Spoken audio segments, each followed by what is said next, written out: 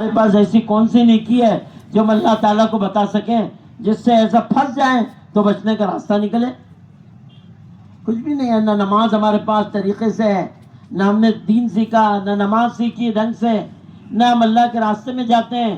اس کے لیے اللہ کے راستے میں نکلنا ہے تاکہ ہمارے اندر یہ اخلاق، یہ صفات، یہ اعمال ہمارے اندر پیدا ہو جو آپ کے سامنے میں نے یہ ساری چیزیں رکھی ہے. اس کے لیے اللہ کا راستہ ہے. یہ قربانیوں کے بغیر یہ صفات نہیں آئیں گے.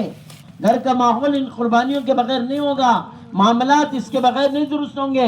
آج آدمی مال کھا رہا ہے، قرضے لیا دینے کو تیار نہیں ہے اور کسی دوسرے کا مال لینے کی تیاری میں ہے. تو یہ اندر سے یہ گندگی کیسے دور ہوگی؟ اللہ کے راستے میں جائے گا، جس کا مال ہے اس کو واپس کرنے کا جذبہ پیدا ہوگا، اس کا حق ہے اس کو دینے کا جذبہ پیدا ہوگا کہ نہیں، مجھے مرنا اللہ کو جواب دینا ہے. حدیث میں آتا ہے کہ آپ صلی اللہ علیہ وسلم فرمایا مفلس کون ہے؟ فرمایا جس کا مال نہ ہو، پیسے نہ ہو، فقیر ہو، مسکین ہو، غریب ہو. فرمایا نہیں، مسکین وہ نہیں ہے، مفلس وہ نہیں ہے. فرمایا مفلس وہ ہے جو بہت روزے، نماز، عبادت، دعوت، دین لے کر آئے گا اور لوگوں کے حقوق مارے گا. حقوق والے آ کے کھڑے ہو جائیں گے اور پہاڑ کے اور نیکیاں لے کر آئے گا، اور حقوق والے آ کر کہیں گے جس نے میری زمین لے لی تو اس کی نیکی اسے دی جائیں گی.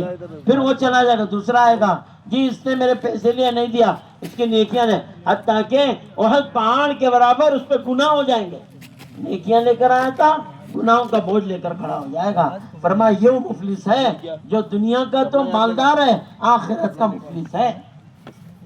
نیکیوں کا انبار لے کے گیا لیکن اس کے پاس ایک نیکی بھی باقی نہیں رہے گی. حقوق والے آئیں گے، مانگتے جائیں گے، حال یہ ہوگا ایک نیکی بھی اس پر باقی نہیں رہے گی. سارا کچھ اس کا ختم ہو جائے گا، سارا کچھ ختم ہو جائے گا. تو یہ مفلس ہے. اس لیے دنیا میں اس کی تیاری کرنا، آخرت کی، جن کے حقوق ادا کرنا، یہ تڑپ اپنے اندر پیدا ہو، اس کا لیا اس کو دینا، اس کو مارا اس سے معافی مانگنا، اس کے حقوق ہے وہ ادا کرنا. اللہ کا حق ہو یا مخلوق کا حق ہو، ہر ایک کے حق کو ادا کر کے اللہ کو راضی کر کے جانا، یہ ہر مسلمان کی ذمہ داری ہے. اس کے لیے دعوت و تبلیغ کی محنت ہے تاکہ امت صحیح راستے پر آئے. اجتماعات، یہ جوڑ، یہ ماہانہ جوڑ، یہ مسجد کی محنت، روزانہ کی فکریں جو مسجد میں ہوتی ہیں، ہفتہ واری گشت اور مسجد کی تعلیم روزانہ ہو رہی ہے، گھروں کی تعلیم اور 6 نمبر کا مذاکرہ، ہفتہ واری مستورات کی تعلیم. آپ کا ہر سال کا وقت لگانا اس لیے تاکہ اللہ کے پاس حال میں پہنچے کہ دنیا کا کسی کا مجھ پر کوئی حق نہیں، اور جب میں دنیا سے جا رہا ہوں اس حال میں جا رہا ہوں کہ میرا اللہ مجھ سے راضی ہے. یہ اعمال اپنے اندر پیدا کرنے کے لیے یہ دعوت کی محنت ہے، اور یہ قربانیوں سے آئے گی. یہ محنت قربانیوں سے چلتی ہے. یہ شرکت اور بیانات سننے سے نہیں، اللہ کے راستے میں نکلنے اور نکل کر سیکھنا ہے. زندگی کیا ہوتی ہے، آج تک کیسے زندگی گزارا؟ جانور کی طرح، شراب میں، نشے میں، جوا میں، بدکاری میں، گناہ میں. اس گناہ کے ماحول سے نکل کر نیکی پر آنا. جو گناہ کے اڈوں میں پڑے ان کو نکالنا تاکہ ساری دنیا صحیح راستے پر آ جائے، ساری انسانیت صحیح راستے پر آ جائے. گناہ کے شراب کے دروازے بند ہوں، جوا کے اڈے بند ہوں، زنا کے اڈے بند ہوں. یہ ہر مسلمان کی بلکہ ہر انسان کی ذمہ داری ہے. یہ گندگی ہے. کوئی بھی معاشرہ والا، کوئی بھی مذہب والا اس گندگی کو برداشت نہیں کر سکتا. مسلمان تو اس پر فرض ہے کہ ان چیزوں سے بچ کر اللہ کی طرف آئے.